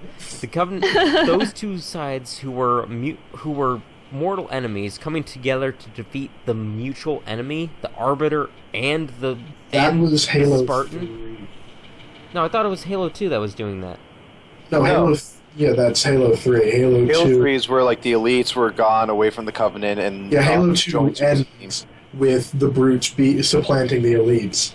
And Halo 3, the elites, team up with the humans to take down the rest of the Covenant in the Flood. Okay, well... So were you thinking of 3, maybe? Maybe I was thinking of 3. I don't know. Either way, I know Professional. Either way, I know that Halo 2 was still a great game. Halo 3 is a good game too, not as good as Halo 2 is. And that Halo 4, it was fun to do the multiplayer, but I did not bother with the story. Yeah, it was way too confusing, I admit. Though it was sort of like Halo a nice 4, connection. Halo 4 bugged me just because I got what was going on because I've read the novels. But if you had not read the novels, Yep. you were going to be completely fucking lost about who the Didact was. Oh, definitely. The I amount was. of times that my sandwich got stolen was not fun. Wait, what was this again? Whenever somebody would do the sneak attack kill on you, that's right. That we were saying that our sandwich got stolen. That's right. Oh my God. That again. Jeez. Yeah, that was so much fun. Such hilarity. Yeah. My BLT. All right. Top 3, guys. Top Getting 3. close. Top 3. We're still on the PS2. And I'm not going to lie that these movie series caught a lot of flack, but the games themselves did not, at least not me, at the time. I do remember spending more hours in this game than I had pretty much any other game on the PlayStation 2 except for Sly Cooper, and that is Spider-Man 2. Spider-Man 2 is really impressive just because of like the fucking swing mechanics. Yes, that is the biggest part of Spider-Man 2 that I have to say makes it right in my top 3 solidly is because of the physics. It didn't screw up the physics when it came to swinging, and it also brought in the more kind of open world. You have all of New York to look at. You have all of New York to explore and save. You could either follow the game or you could have a normal day as Spider-Man, and that's it, from morning to night. Yeah. And you could have your date with MJ at the end of the day, and it was great. And it literally, to me, it was like the original Assassin's Creed, where you could climb to the top of the Empire State Building and just jump off because you wanted to. Yeah, I did play Spider-Man 2 a long time ago, and yeah, I do remember I had so much fun with it, like the mechanics, and then any game that was afterwards was just not as good. It was not as good. You were like, why isn't this better? I was expecting more. Because you had the engine. They built the fucking thing that would make this game work. They really fucking encapsulated the Spider-Man's experience. Now that all you really had to do was build on to like the combat and story aspects, and you would have had some like real fucking powerhouse games.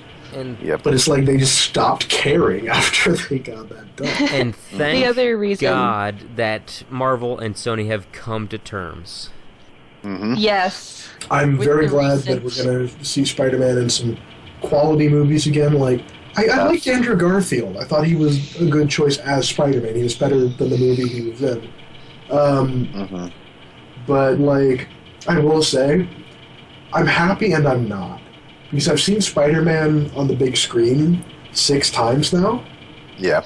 And it's like, okay, you had Black Panther, you got Captain Marvel, fucking Thor Ragnarok, and it's all getting pushed back. Well, if you think about it, though, with Spider-Man being a major character in Civil War, it only makes sense that they had to talk. Oh, no, it does. Yeah. They definitely had built it in a way where Civil War could be done without it. And frankly, I'm, opinionated comic book fan that I am, I don't think you'd be going too wrong in dramatically changing Civil War as a storyline, because it wasn't that good. It was a lot of people's intro into Marvel, but it fucked up a lot of things. My biggest thing, going back to what you said about, how we have Captain Marvel and Black Panther, I would really like to see some more inclusion of just the Spider-Man characters themselves.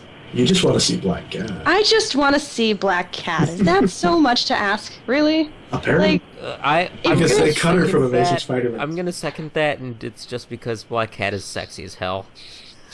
I also loved her storyline a lot with Kingpin, so on and so forth. But I mean, she was a character in the actual Spider-Man 2 for the PlayStation 2, which was amazing, and my inner fangirl squeed so loudly, and then promptly turned around and bitched that she wasn't in the movie. She was, but just for like a small cameo or whatever. The other one that I wanted to bring up in the same vein was the Spider-Man game for the PlayStation 1 before the movies dropped. They had such a vast array of different characters, and I really would love to see all of those characters in the movies. Like, with the most recent one, at the very end of The Amazing Spider-Man 2, you've got Rhino, and I was so excited. For 5 seconds, but that's because, you actually had a character who was larger than life. It's like when they brought Doc Ock in, you were so excited because you were like, oh man, look at the visual effects, look at what they could do with this character, it's going to be so great, and then they dropped the ball every single time. It would be really, really awesome to see what they do with Venom vs. Carnage. It would, and Mysterio would be so great. Fishbowl. Mostly Carnage. Carnage scared the shit out of me when I was a kid.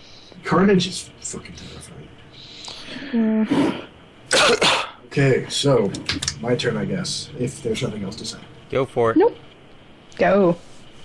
My number 3, like I said, this is my last journey into the time machine.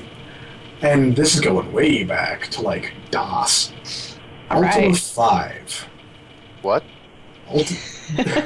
Exactly. Ultima games were fucking fantastic. Oh, okay. With 4, 5, and 6 being the first games in the RPG genre to really put in a bigger story than go kill the evil wizard or dragon or whatever.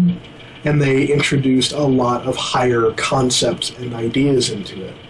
And in Ultima 4, you play this, like, messianic character who spread this idea of, like, the virtues, the, like, sort of a code to live by among the people of the world of Ultima. In Ultima 5, you come back, and everything has been very twisted in that it shows... It was a great story about how not only the best of intentions can very much get warped. It was a great fantasy story. It had legitimately really good writing. Like, I'll admit the characters weren't super great, at least by my reckoning, but they had these really great story concepts to it. Like, one of the villains of the game, Lord Blackthorn, who, that guy pretty much made the whole evil regent trope a thing. He made the virtues these good things, like virtue. The virtues were like charity, honesty, blah blah blah blah blah. but he made them like mandatory and made them a system of oppression. Like they were codified as like, thou shalt give half thy income to charity, or thou shalt have no income. And so it was kind of interesting to see how good things could be twisted and made bad. And there was and it had for me what was the first real moment in video gaming where you're legitimately like biting your fucking nails at the edge of your seat when you get captured by this guy and you're talking to him, and he's actually a big fan of yours. He figured out his ethos, which is, like, the virtues are, everything that's good in the world, and following them is good. It helps other people, it helps you, it's, generally not being a cunt. So he said, so his idea is, if someone is not following the virtues, these things that codify what it is to be good, then they're willingly committing an act of evil, right? And he asks you for some like really inconsequential piece of information, like the password to get into one of the shrines of virtue, which would lead to it being corrupted, but aside the point. And this scene is fucking terrifying, because when you don't tell him what he wants, he puts like one of your companions under like a big swinging pendulum blade, and every time you tell him to fuck off and don't give him the answer, he kills one of your friends.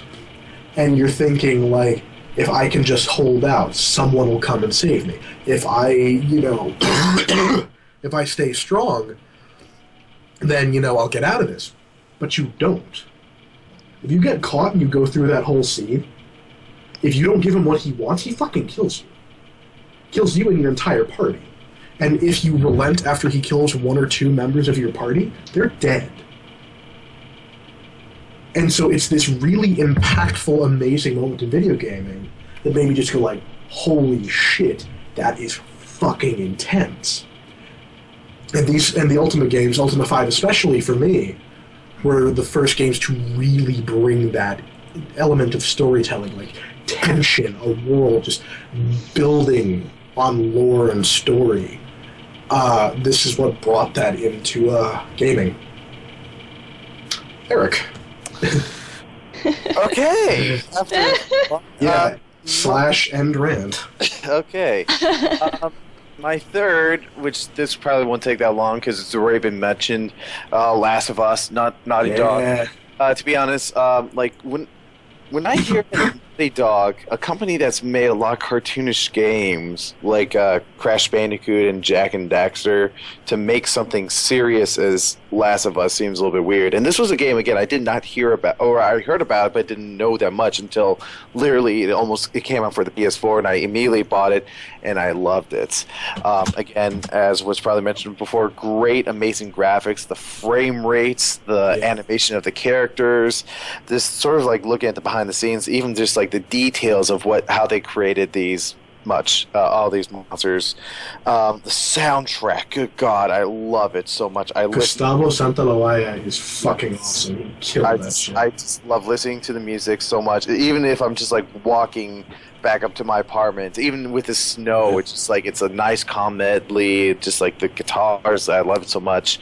And I like, especially now that I'm thinking about it, I just want to replay the game to just play the story, even if like my friend doesn't have like a PS4 or whatever. I even like told Blake about this game. I just made him play that opening sequence. You really? Oh my God! That opening sequence itself is just the most amazing opening sequence. That opening sequence really did something that I wanted to see in gaming, that I never, in like zombie fiction in general, that I never really got to see, which is, normally in zombie fiction you start like after shit has hit the fan.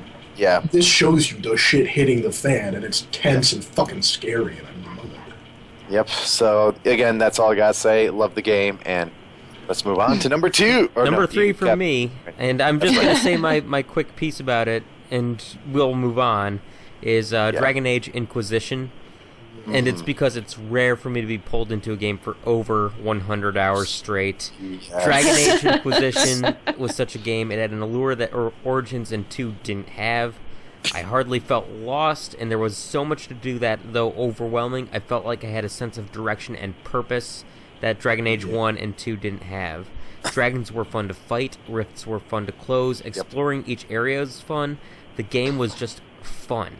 The reason it isn't higher on my list is because of a lot of wasted time I had just sitting around waiting for operations to get completed on that damn war table. Had it been a bit more interactive, it may have reached a level like my number 2 game. If it's a really long number of time or whatever, like if it's 8 hours, and be like, okay, I'm about to go to bed, so I'll just turn the PS4 off to it. Just leave it on. Yeah, because that's kind of like it does that in Assassin's Creed. The thing is, even if your PS4 isn't on, it still goes down. Okay, cool. What? It still goes down? Yeah, that's it what I'm plays saying. out in real time. Yeah, that's what I'm saying. That's why you do. It's like, oh, I'm just gonna like turn the PS4 off, go to sleep, and when I wake up to play it, be like, yep, mission done. So yeah, definitely figure that out. Number 2 for you, Becca. So, on the topic of sinking hundreds and hundreds of hours into games, I'm going to continue. You know exactly what game this is. I'm going to continue on the whole BioWare happy, please hire me train. I think I have an idea what it is. With 4 different playthroughs, however many of your companions getting killed, however many DLC packages that you still spent all the money on, no matter what it is. My number 2 is Mass Effect 2. Same. Might as well. Mine. All 4 of us? Yeah. So let's just spend about 5 or 10 minutes just complaining about how much we love Mass Effect 2. Well, I mean, for me, weird it that was Nick and I- for me it was close between 2 and 3, but ultimately 2 won out because the game didn't leave a sour taste in my mouth. Yeah, though it didn't have the problem where it was good up until the last hour, and then it went fucking atrocious. Well, the only reason that 2 made it into my list is because you can't romance Garrison 3, so... You can. You just have to have romanced him in 2. In 2, so, you know, and that's honestly, I'm not gonna lie, Mass Effect 2 was not my introduction into the Mass Effect series, it was 3. I swore off the series. You poor soul.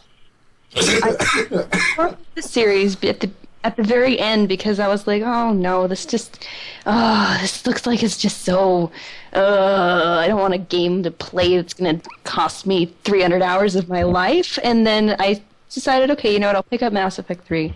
And then I got about maybe 20 minutes into Mass Effect 3, and I asked the person who introduced it to me, and I'm like, so, how do I romance that one? And he's like, you have to play the second one. And I was like, fuck this. I'm going to go play the second one. So, and then it just kind of went in a downward spiral into what has my life become? And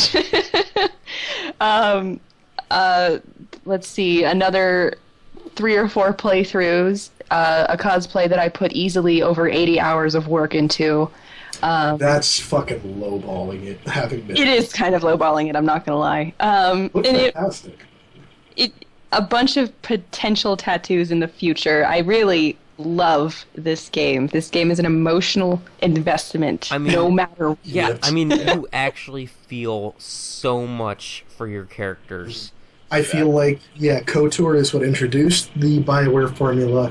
Mass Effect 2 is what perfected it. Yeah, and especially, I don't know, like, as much as I enjoyed Dragon Age, like, even though there was some good connection, I did not feel a big of a connection as it did compared to Mass Effect. Mass Effect just has, like, one of the most charming, interesting casts in gaming. Like, you want to get to know all of these people because they're cool. While he dies in 3... Morden, I actually cried. I've actually cried. Can we just get like a vote here of who cried like a bitch when Morden died? Because everyone, me, everyone. Morden? If you didn't cry when Morden died, you need to go play 2 again. No, I cried. No, yeah, you could hear Eric sobbing. It was just the perfect end to his story. He got Your scientist Solarian. Somebody else could have gotten it wrong. Exactly. Somebody else could have gotten it wrong. I just love his last little thing, you know. Genevieve cured. Yeah. Freed. New beginning for us. Yeah. Boo! Exactly. It was Such an epic ending. and I think a lot of what has to be said about this game is that people who are on the outside of the entire BioWare sphere are like, oh, you know, that's just like an action game, like that's a dating sim. I will Morden kick you in the is. shit. I have been told that once. Morden is the exception that proves the rule. He is not a romanceable character, but easily I don't know anybody that has actually played this game that did not cry when he died. Once Morden died, it was personal. Oh yeah, definitely. Yeah. No, like, the Mass Effect 2 did a really good job at introducing these characters or adding on levels and levels of complexity to them. Like, it had a phenomenal, deep storyline, and each character's story arc was really fantastic from start to finish. The banter is absolutely great, and you love each and every one of these motherfuckers, except for Caden, because he's boring. And James. and the amount And- of James? It's not James. I love James. Who was the I other was one? going to say, I'm the one who doesn't like James. What? wait. Oh yeah, Joker. That's right. Joker. Seth Green as the Joker. I don't know. Like again, it was really difficult. If I had, I don't know. I think what was it? IGN that said like the top like Xbox games of all time, and they put like Mass Effect as number one, even though it's sort of a cheat to like put 3 games Yeah. into like number Well, one. It's just a really well-made story from beginning. Yeah. to end. Yeah. And it's one of those times where you really, really, really, really give a shit about every character in that story. The level, You- and not to mention just the level of shit that you had to do to make sure that those characters lived Oh, until God, the survive. end. It was a fucking slog, but it was worth it. To, And even, then like- given the ultimatum that you can't make all of them live at all, no matter how hard you try. and Exactly. guess what, motherfuckers? Do the impossible. Gurren log on that bitch. Oh god. And still, every time like I played, there's always like something new I discover, some new story that happens, Yeah. and I'm definitely really hoping. I don't know. Some people say it's not going to be possible, but I'm really hoping, like especially with all these like HD remakes or whatever. Yeah, that I'm hoping like PS4 What- or Xbox One that they have like a re-release of it, including all the No, DLC. what is going to happen is they are doing an HD re-release of all of the games, but it's going to be a single disc, single smooth Yeah. playthrough. So yeah, And if that is possible, I will love it for so Can much. it be? And I'm so down with that because I love the characters. I love the world too. There's so much interesting little detail that Love- yeah. you know put into that world, and I Each world. eat that. I eat that shit Can up. it be I love- played with a massive throbbing erection? Yes. Wait, Nick, to respond to that, are you serious? If not, I've been fucking doing it wrong. Probing Uranus. It's, Really, Commander. I've gone through and like read all the codex entries in all 3 games because this world is so cool and I want to know more about it. Yeah. We love this game so much mutually, our relationship actually started on this Yeah. game. No, we met because we fucking love this game. Okay, you know what? I need a. I'm going to do a montage tattoo. That's it. That's final. I need to get a montage tattoo. Of All right. 8 and 7. No, no, like a bunch of different characters. I'm going to get a montage of their faces somewhere on my body. Let's do it. Good luck with that. I'm down with that. I'll find the artist. I'll drink to that. It's gonna hurt like a Alright. bitch, though. Oh, Oh definitely. god, yeah. I'm You're gonna not have to like gonna work lie. with one character each year. So like, maybe like first do Garrus or no, start with Commander No, Shepard. I'm then- not just going to stick to Mass Effect. I'm gonna go a bunch of different series. Oh, okay. Okay. Just favorite characters all over the place. Yeah. Yeah, I'll dude, just like get a one per Glen year, Seven and a maybe. Spectre tattoo somewhere. One per year, maybe. Well, That'd be to an afford it. interesting thing. Yeah. No, I definitely want to. I'm probably making more than all of you college students right now. Fair enough. Yeah, I mean, yeah, you're working. I have negative income So, Okay. All right, we're getting off Okay. topic. We're at number one. Wait, finally. wait. Before we What? do our number ones, do people that's have right. honorable mentions? Yes. yes, Yes. I do. And let's just state them. Just state like, them, you know, don't give reasons. So, Me first. Yeah, go for it.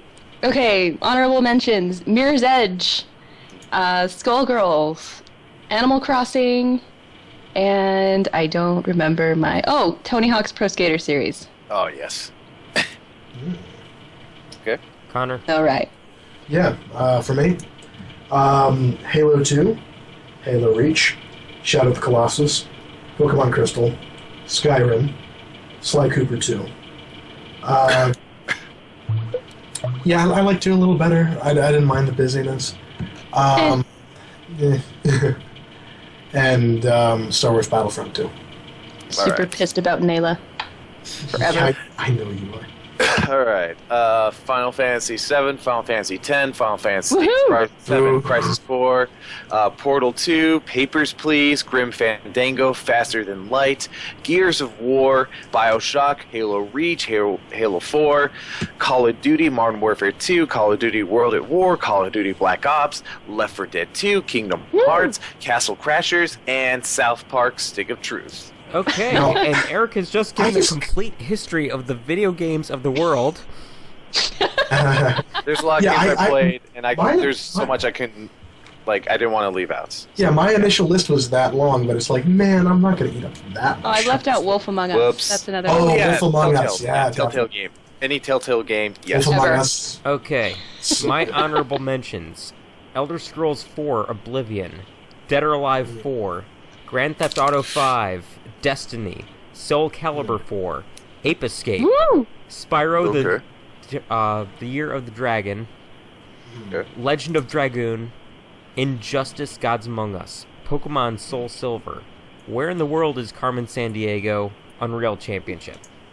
Jeez, man, and you said I was around the world. You've been going through different series, that's for sure. Yeah. I can't believe I forgot that Ape Escape existed. Yeah, me too. Yeah. Oh, man. That theme song is just absolutely the most fun theme song out there. Oh my god. You know what makes it on my honorable mentions list? Just through mention of theme song alone, Katamari. Oh, Na, na, na, Na, na, na, na. na, na, na. Okay. But let's get on with our number ones. What is your number one, Becca? Drum roll, motherfuckers. Yeah, drum roll, please. I can't so think my I know what number, this. I think I know what this one is too. you do, because you're the only person who can properly convey my ass chapness at recent news regarding this game. A little more backstory on my number one choice. To be real, Mass Effect 2 was my number one choice. However, this game, I want to say, in terms, besides gameplay and besides just overall content, this game is a reboot that has totally broken the shell of its own stereotypical kind of iconography, I guess. It was an icon for video games throughout the 90s up until now, and it took its own stereotype and it broke it, and it's Tomb Raider from 2013. Oh, yes. Yes. That's This a game- Fantastic game. No matter what you say, Christian or Raleigh, suck it. This game took pretty much everything you loved about the Tomb Raider games, and then it's just shirked everything that you hated about it. It pretty much took an iconic character, Lara Croft, and desexualized her, but didn't make her helpless or, kind of like the typical hero of the real. story. They made her powerful while not accentuating her femininity. Yeah, where she Uh, does struggle. She's just a normal human. Where it's like again, it's like oh, she could take a bullet or whatever, and the regular games, but it's like you see her in so much pain. Even with trying categorizing her with a bullet They wound do. or whatever. She's real. It makes her really human, especially with the struggle she does to survive. They do a phenomenal Exactly. job of making her go through hell but come out so much stronger because of it. And I like that they sort of incorporated the learning curve of the game, where you're learning how to play it and be a badass, as that initial point where you're very much out of your element, you're scared, you're disoriented, you don't know how the fuck you're going to stand up to these guys, and have that same sort of Last of Us tension where there's like, fuck, there's like 3 of them, what do I do? Yep.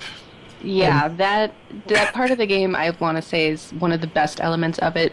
But besides treating your gamers like a mature audience and giving them an exceptional amount of replay value, that element itself, that it made you think like you were actually part of the environment, like you were struggling to actually get over these obstacles like Laura, was intense. It was intense. Actually, Connor was on Skype with me while I was going into the level featuring the Oni, and I was about ready to piss my pants. I was like, oh my god. You were freaking There's out. no way. It is. Not as bad as you freaked out when you thought that the sequel was going to be entirely Xbox One exclusive, because I don't think I've ever seen you that mad. I was a Yeah. banshee. A shrieking that's banshee. stupid. I don't know, maybe a re-release in the future, I don't know, but we'll figure it out. Eventually. Connor, you're number 1. Go, Connor. My number 1 is going to be no surprise to most of you, I think, given how much I go on about this game. But my number 1 is Persona 4, where, for me, Japanese RPGs have been very hit or miss. But Persona 4 was just a really perfect evolution of not just the Persona franchise, but it's just phenomenal storytelling and gaming. They, where the other, like, Shin Megami Tensei, Persona games sort of had an interesting plot kick in maybe about halfway through, you had it from the word go. You're investigating this murder mystery, It has a phenomenal cast of characters who you really connect with, and I don't think there has been a game that I have connected with more on an emotional level than I have with Persona 4, because you get to know so much about these characters, and their personal storylines are helping them through these issues that are very different but very relatable. Like, they're so real, And it's hard to talk about this without sort of splitting off into rants, but I love the music. It's very sort of J-poppy, which, if you like that, you enjoy it. But the gameplay is a lot of fun, very tactical. You sort of, if you played a JRPG, you've played this, where, you can stun enemies, use different element attacks. But the characters and the story is what makes this game something really incredibly special, because every step of the game is about connecting with these characters more. And every boss fight is a personification of the issues and insecurities and problems of these characters, and the only way to ultimately defeat them is to accept them. And there's this... And what also, aside from just making these characters really lovable and relatable, and just you want to spend hours talking to them and you feel like you really could, they do some things with character writing that I don't think I've really seen in video gaming. Like, they deal with one character who, super intelligent, knows what she wants to do with her life, but because she's a woman, she's never been respected. She's been looked down upon. She's dealt with so much sexism that she sort of rejected her gender and became immensely uncomfortable with herself. And her storyline is about getting her to be, comfortable in her own skin. And you've got another character who doesn't fit the traditional, mold of masculinity. Like, his interests are very sort of divergent from what's expected in a culture where the gender roles are really clearly defined. And, as a result, he's kind of, questioning his sexuality, and his storyline is all about figuring out who he is. And it's just things you don't see in video gaming. Like Ultima 5 and Knights of the Old Republic and Last of Us. it brought these really innovative story elements into this game that makes you connect on such a deep level that even though it takes like 40, 60 hours to play through the first time, you want to go through it again and again and again because it's great. You feel like you've got a fucking circle of friends in this game, you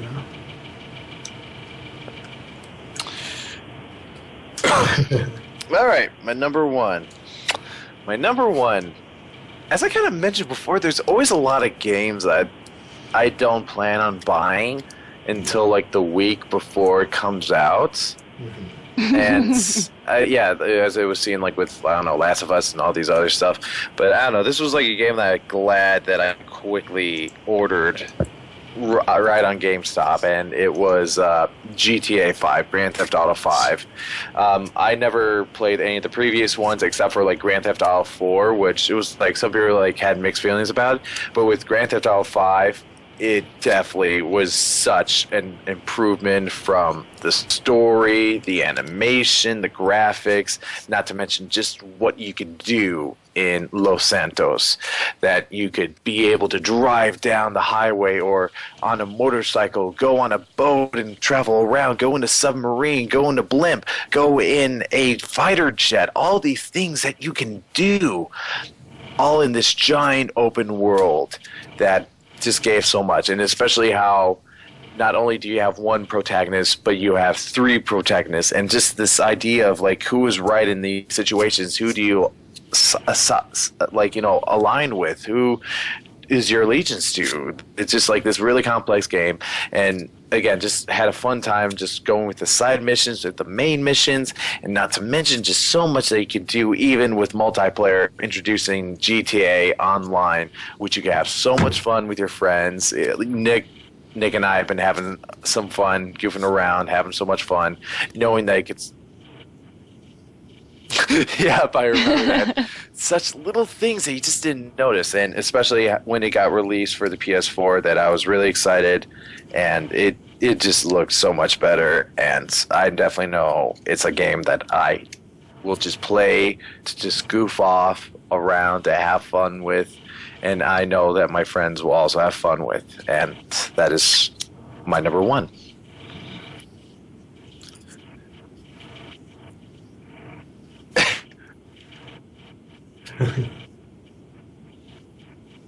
Yeah, just the head bobbing to the music as we were like waiting right before like attacking this base or whatever. Just like, yeah, this seems like a funny comedy right here or something like that for like an actual movie. But yeah, that is true. So Yeah.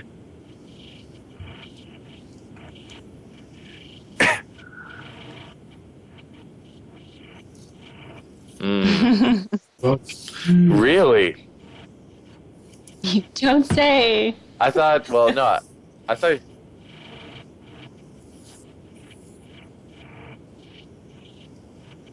Yeah, as you said on the last game corner.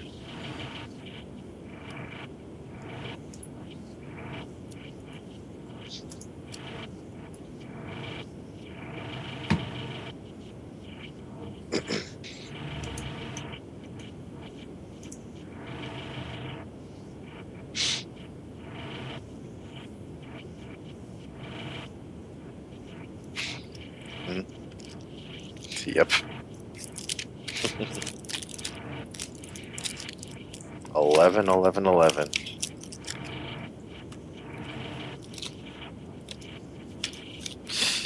Yep. You've ridden so much.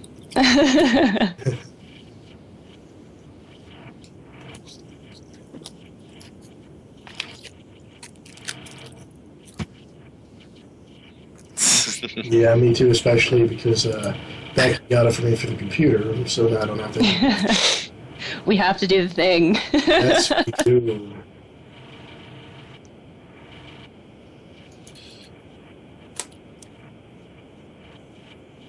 Mm-hmm.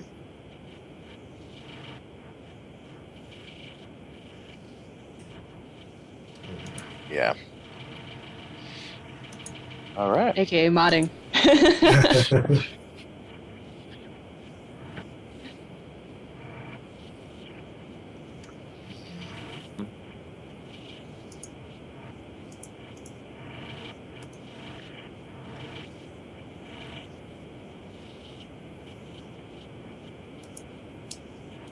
Mm-hmm.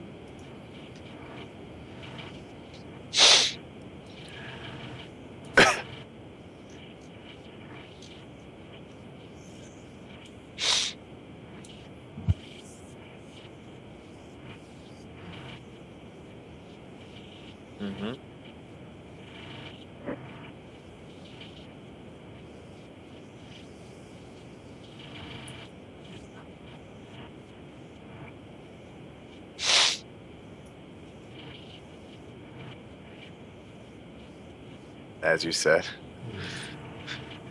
with yep, yeah. You're like me and a lot of things. Like Mass Effect. I don't know. Should we like mention games that at least we're excited for that are coming up? Do you think, or does it really matter? Yeah, and I gotta wake up this early. is, we definitely beat out the length on the DC podcast. Yeah, And we had much less stepping all over each other this time. yeah, Yeah, definitely. yeah. We had our plan.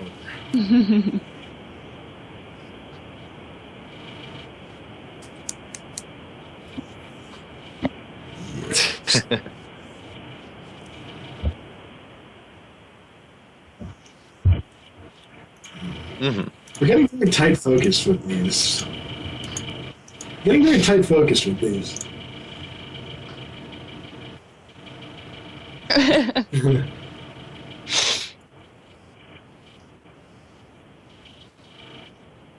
Erik Jaworski. Connor Jordan. And Becca. I have no last name. Just one name, Damn it. like Cher.